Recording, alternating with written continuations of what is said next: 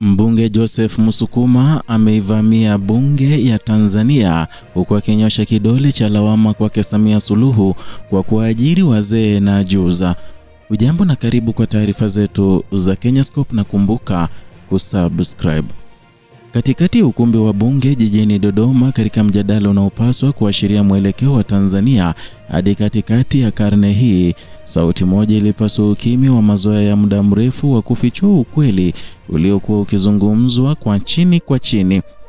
Mbunge wa jimbo la Geita Joseph Musukuma alitamka kwa uwazi kile ambacho mifumo ya madaraka imekuwa ikijaribu kufunika, ambao ni uteuzi wa mwenyekiti ama wenye viti wa bodi katika taasisi za serikali, ambao umegeuzwa kuwa hifadhi ya wastaafu, zawadi ya uaminifu wa kisiasa na mwendelezo wa mtandao wa wale wanaokwamisha ufanisi wa taifa. Kauli hii haikuwa tu mchango wa kawaida wa wabunge, bali ilikuwa ni onyo la dharura kuhusu hatari inayotisha mustakabali wa uongozi wa umma nchini.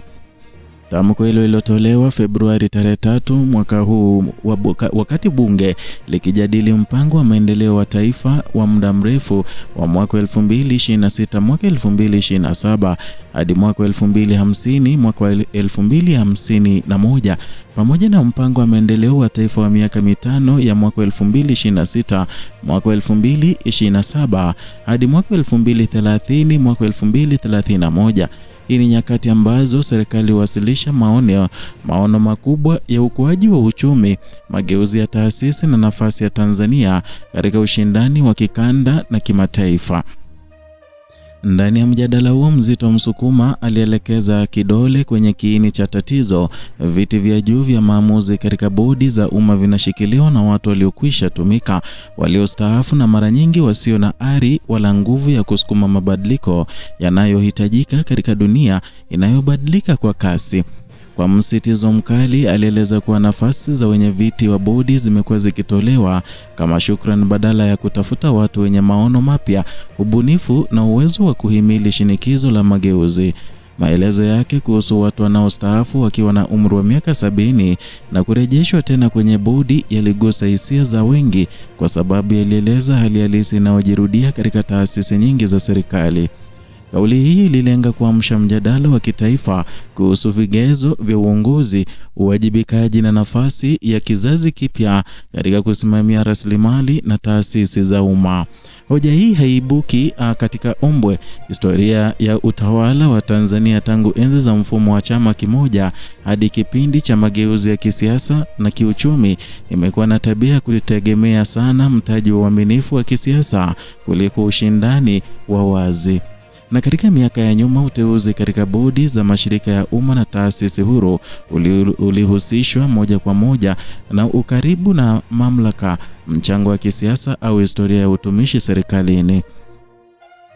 Mageuzi ya kiuchumi ya miaka ya 90 yalipoanza, matarajio yalikuwa kuona mifumo mipya ya uwajibikaji, ufanisi na ushindani ukichukua nafasi ya mazoea ya zamani.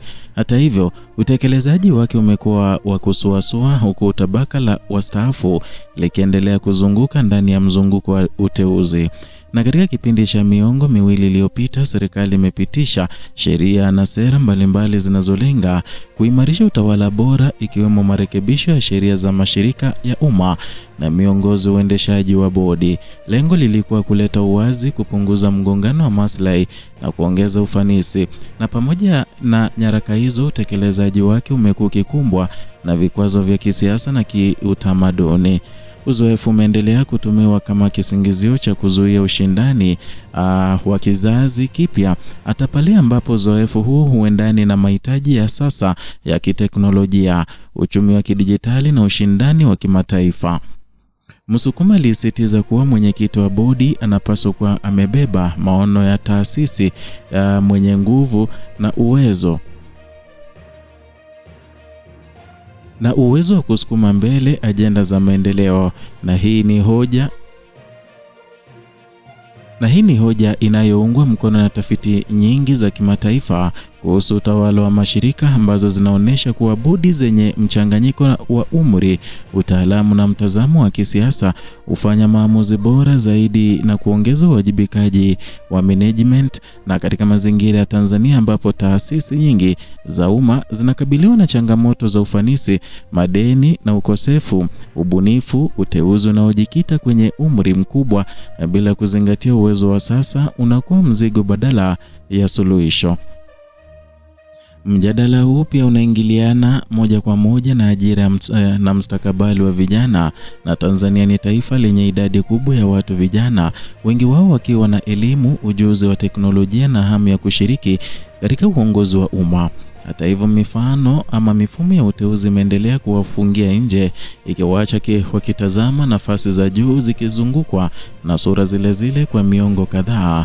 Hali hii imekuwa chanzo cha kukata tamaa, kuongeza kwa pengo la kizazi na wakati mwingine kwa kuibua hisia za kutengwa katika mchakato wa kitaifa wa maamuzi. Kauli ya Msukuma ilipokelewa kwa mitazamo tofauti ndani na nje ya bunge.